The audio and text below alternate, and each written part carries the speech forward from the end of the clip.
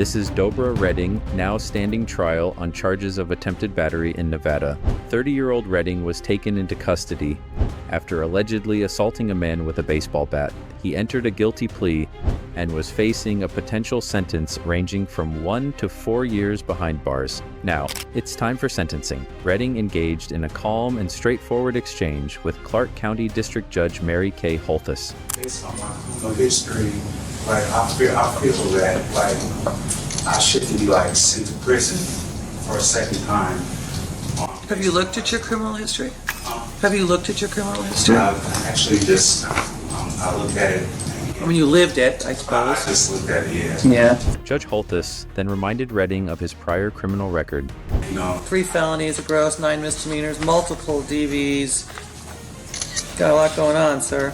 Yeah, I just figured battery on a protected person, robberies, attempt home invasion. Redden, who has been dealing with mental health conditions including schizophrenia and bipolar disorder, attempted to persuade the judge that he should be given another opportunity. I feel like I shouldn't be sent to prison, but if it's appropriate for you, then you have to do what you have to do. But I figured that, if I'm in a better place in my life, I'm not doing drugs, I'm not out there committing crimes now, and I feel like I should be given a shot because I'm in a better place than I was. But Judge Holthus was having none of it. I appreciate that, but I think it's time that he gets a taste of something else because I just can't with that history. This is when things got crazy.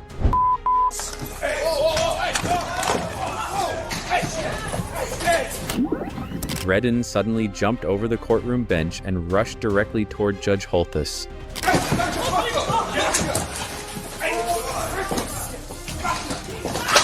Eventually, deputies were able to restrain him.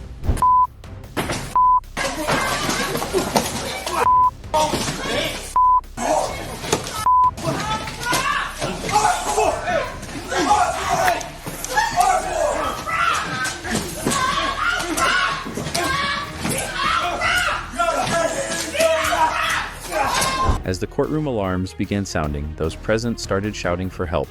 Affirmative medical is requested. Judge's chambers. Yeah, be advised. 515's got a big laceration to his head.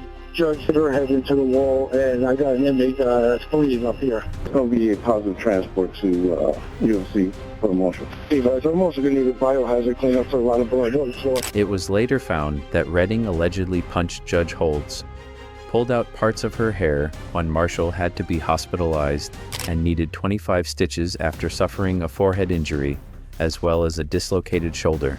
A few days later, Redden was seen in court again, heavily shackled and wearing a spit mask for the sentencing of his initial assault case.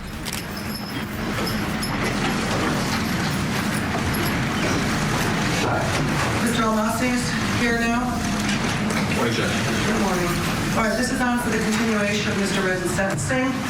When we were last here, arguments were concluded and the court had begun to pronounce sentence when an incident occurred. An incident initiated by Mr. Redden, preventing the court from completing sentencing. That is its full purpose for today's hearing. Any other issues that may arise from the events that occurred last Wednesday will be handled at a future date by a different court. For purposes of the record, I want to make it clear that I am not changing or modifying the sentence I was in the process of imposing last week before I was interrupted by defendant's actions.